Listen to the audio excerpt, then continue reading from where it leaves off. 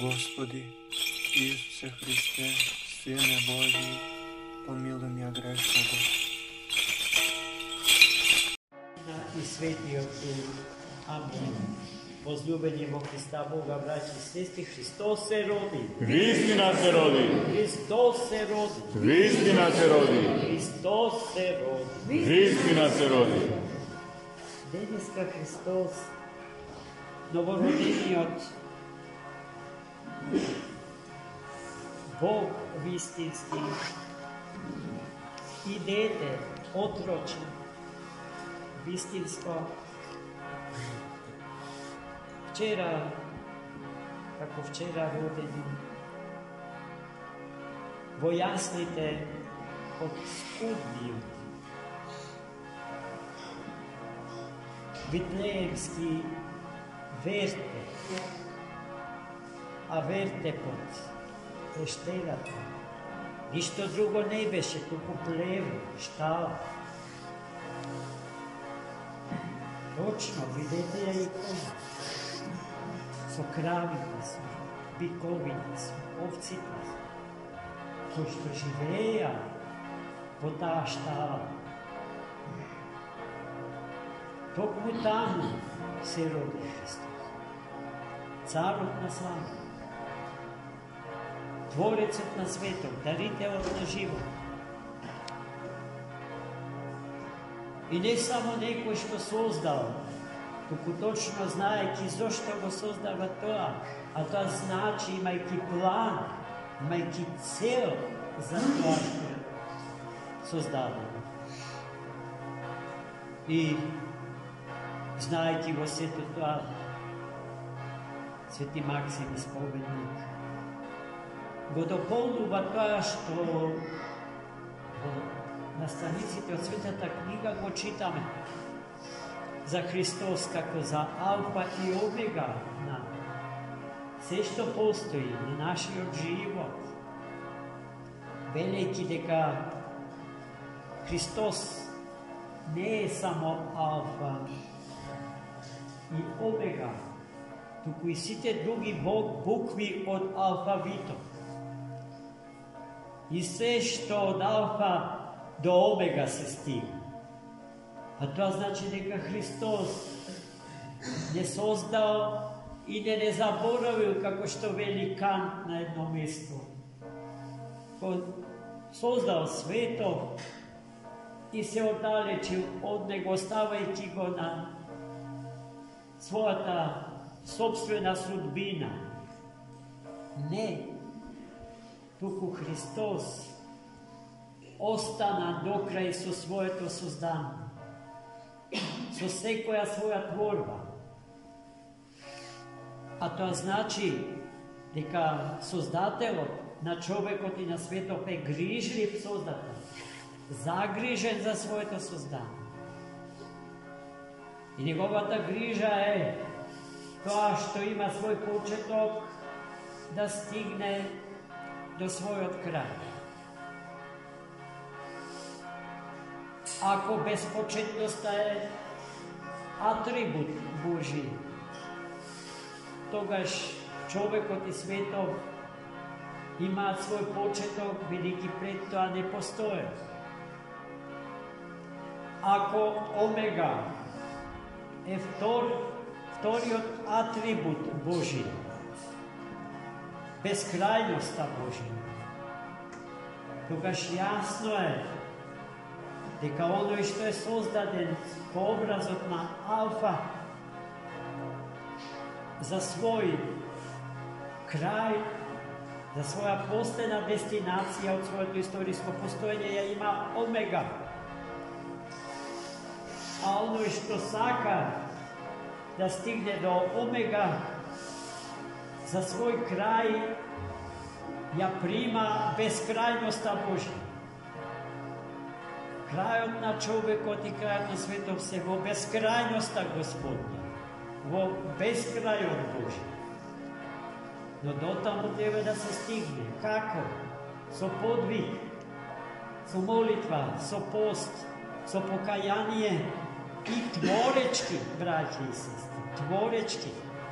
Zašto spоред способноста да создаваме, сме му подобни на Бога. Човекот кој што одбива да твори, да создава, си го одзема тоа што е атрибут на човечката природа. А што е тоа што е атрибут на човечката природа? Да биде сотворец на Творецот. Кој твори? Твори само оној што од ништо создава нешто. А кој сотвори? Оној кој што од веќе постоечкото создава нови светови, нови твари, нови предмети, нови визури на човечкиот живот и постоењето на светот. Но сето тоа во слава Господна. Вчера го чувме и кажувањето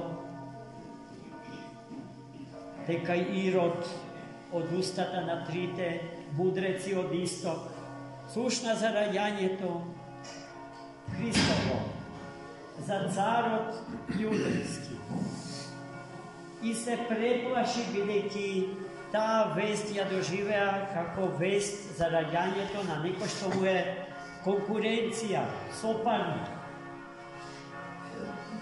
И воеднаш во него се роди желбата да го ликвидира. Цената на таа страст на владетелот, а ја има во секој владетел, кој да и кога и да живее, се 14.000 невини дечиња во Витлеем и околу Витлеем. Невиден геноцид на деца. Не знам дали постои уште еден толку страшен настан во историјата на светот, како тоа. 14.000. Внимавајте, Витлеем и денеска е мало градче. Малечко градче. Ко Струга, може би и помалко. Мислам дека е помалечко, многу помалечко од Струга, со се селата Струшки. Чи не оставил ни едно дете во живот, почнувајќи од втората година до тогаш родените, бидејќи пресмета дека помеѓу тогаш родените и оние што наполниле 2 години мора да се најде Христос, царот јудејски. На тој колеж на детски животи тешко дека ќе може Христос да му победи. Меѓутоа, светиот архангел благовести Гавриил за се со повреме ја известува Богородица мајка. И тие на денешен ден го напуштиле Витлеем и светата земја и се запатиле за Египет, некогашен Мисир, за таму да најдат спас од свирепиот колеш на Ирод. Токму денеска Светата Црква Божја го слави споменот или сеќавањето на тој настан. Светото семејство, предводено од светиот праведен обрачник Јосиф, Богородица мајка и малечкиот Христос, качени на маска, патувале до Египет, до главниот град на некогашен Мисир, Кајро. Та местото каде што светото семејство одседнало во Кајро и денеска се чува. И на тоа место е соградена огромна, прекрасна, базиликална црква, во која што секојдневно се служат свети божествени литургии од нашите браќа во Христа Господа, православните копти во Египет. Ако даде Господ да посети таа земја и незиниот главен нас, не изоставно да го посети Бог сити старото јадро од градот Кајро, во кој што се наоѓа спомнатиот храм на Светото Семејство и исто толку познатиот музеј на рано христијанската уметност. Денеска, браќа и сестри, исто така се поставува и прашањето за местото на жената во Светата Црква Божја. Зошто? Ќе имавме Божич без Богородица. А која е Богородица? Жена, браќа и сестри. Жена. И како што Христос е архетипска личност за сите родени од мајка, така Богородица мајка е архетипска личност за секоја жена. Секоја жена треба да сака, да ја импонира.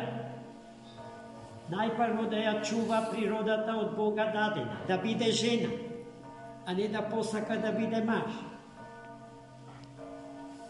Што токму денеска во светот се случува.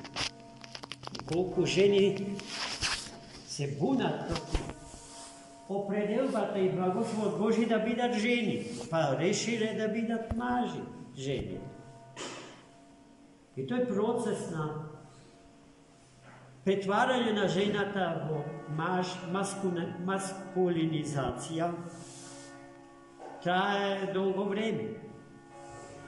И особено преку така наречената унисекс мода. Ајде сите ќе носиме фармерки. Не разбирате? И така тој процес почна, невино, незлобно. Али за таа мода се криеше ова што сега нескриено и бесрамно се случува со жената. Не сака да биде жена, сака да биде маж. Освен тоа, таа не сака да биде сопруга, ниту сака да биде мајка, со што се доведува во прашање иднината на човештвото, браќа. Свесни ли се тие жени? Немојте да мислите дека ги изоставува мажите, пак што сакаат да станат жени. Ама денеска не зборуваме за нив. Че приоритет на жената е да биде сопруга и мајка, а потоа и се друго според даровите своји, и научник, и сликар, и градител, и земјоделец. Се друго според дарбите што од Бога ги прими. Тоа никој не ја го брани и никогаш не ја било брано. Гледајте ги ликовите на светителките во храм. Внимателно, една по една. Сите тие им припаѓале на различни историски епохи. И тие, и пред 500 години, и пред 1000 години, и пред 1500 години биле третирани. Онака како што во Црквата Божја е третирана Богородица мајка. Како е третирана Богородица мајка во Црква? Од десната страна на својот син. Не стои маж, туку жена. Тоа е местото на жената во Црквата и во светот. А од левата е Свети Јован Крстник. Најумниот и најсветиот маж од мајка роден. Прва е Богородица, па Свети Јован. А Христос како совршен човек ги содржи и двете природи. Природата на мажот и природата на жената во себе си. Бидејќи Адам, првиот човек беше создаден по образот Христов, а не Христос по образот на Адам. И гледајте сега, тоа е една голема теологија, што ние можеме да ја развиваме. Долго. Sestrano, oci te aspekti da ja gledame i da otkrivame čudesni svetovi, možnosti i potencijali za jedninata na čovjeka. To treba da bide ženata. Vo semejstvo to, ta treba da bide to, što je Bogorodica majka vo crkva. I za celo to čoveštvo. Ova treba da go zboruvame, nije sveštenicite vo crkva. Dondeže jesam, dodeka postojime, ta vistina da ja kažuvam i da ja svedočim. I će dalje Gospod, su ime to na Boga. I ova ludilo da ne odmine. Kako što mnogo drugi ludila se su očuvale i ne odminuvale, posivata na naša ta vera i vernost kon novorodenju otrok Boži od Vitlejem Hristos. Amin.